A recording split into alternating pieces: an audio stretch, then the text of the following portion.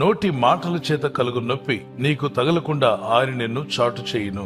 You will be protected from the lash of the tongue. ప్రజలు వారి నాలుక ద్వారా పలికే మాటలు మీకు నొప్పి కలగకుండా దేవుడు కాపాడుతున్నాడు. ప్రజలు పలికే అవమానాలు కావచ్చు, నిందలు కావచ్చు, చుట్టిపోటి మాటలు మీ హృదయాన్ని గాయపరచకుండా దేవుని చాటు మీకుండునుగాక. ఆమేన్. ప్రపంచంలో మనం చూస్తుంటాం, అనేకులు కోర్టు మెట్ల దాకా వెళ్ళారు. ఎందుకు వెళ్ళారంటే నోటి మాటల వల్ల.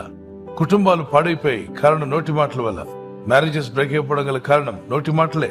నోటి మాటకు అంత శక్తి ఉందా? అవును. యాకోబు పత్రిక 3:1-6 నాలుక చిన్నదైనప్పుడు అది అవయవాల్లో ఉంచబడిన అగ్ని ప్రపంచం అట. దానిలో ఒక ప్రపంచం ఉంది. అవయవాలన్నీ ఒక వంతు అయితే నాలుక దారి వేరే. దానికి ఎముక లేదు. నరవలేని నాలుక నరులను బాగా బాధిస్తుంది. అందుకే మాటలు మనిషిని నిలబెట్టగలవు, మనిషిని పడగొట్టగలవు. కత్తిపోటు వంటి మాటలు కలవు అన్నాడు. వారి మాట విన్నప్పుడు ఒక కత్తితో ఒక వ్యక్తిని పొడిస్తే ఎంత బాధ కలుగుతుందో, ఎంత బ్లీడింగ్ అవుతుందో అంత బాధ కలిగించే మాటలున్నాయట. తెలుసో తెలియకో దైవపాత్మలకు లోబడిపోయారు. వారి మనసులోకి, వారి హృదయాల్లోకి కక్ష, కోపం వల్ల దురాత్మలు నివాసంగా మార్చుకున్నాయి వారి దేహాలు. మరి దురాత్మలు ఎలా మాట్లాడతాయి? అవి ఎప్పుడు శాపవచనాలే పలుకుతాయి.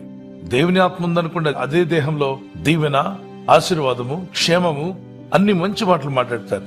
కానీ ఆ వ్యక్తుల హృదయాల్లో దురాత్మలు, చీకటి శక్తులు ఉన్నప్పుడు మనిషిని గాయపరిచే మాటలే మాట్లాడతారు. సాతానుడు కొందరు నోర్లు వాడుకొని జీవితాలను నాశనం చేస్తుండగా, దేవుడు కొందరు నోటిని వాడుకొని, బోరగా వాడుకొని అనేక బ్రతుకులను నశించిపోయే వారిని రక్షణ నడిపిస్తున్నాడు, వెలిగిస్తూ ఉన్నాడు. ఎవరైతే మీకు విరోధంగా మాట్లాడారో వారే మీకు అనుకూలంగా మాట్లాడే రోజు వచ్చునుగాక. సూటిపోటి మాటలతో, కత్తిపోటు వంటి మాటలు మీ మీద పలుకుతున్నారా? బాధపడకండి, వారి కోసం ప్రేయర్ చేయండి. ఆ నొప్పి తగలకుండా దేవుడు మిమ్మల్ని కాపాడుతాడు. ఒక రోజున వారి నోటితోనే మీతో నిజంగా దేవుడున్నాడు, మీరు నిజంగా దేవునితో నడుస్తున్నారు, ప్రభు కృప మీతో ఉంది అని వారు చెప్పే రోజు యేసు నామములో త్వరలోనే వచ్చునుగాక. ప్రార్థన చేసుకుందాం. ప్రభా, నీ కనికరం చొప్పున మమ్మల్ని దీవించండి. మాటల్లో శక్తి ఉందని నమ్ముచున్నాం ప్రభా. నోటి మాటల చేత ఎవరు గాయపరచబడకుండా సాయం చేయండి. ఎవరైనా గాయపరుస్తుంటే గాయపరిచే వారిని గద్దించండి. వారి మనసులు మార్చుము నాయనా.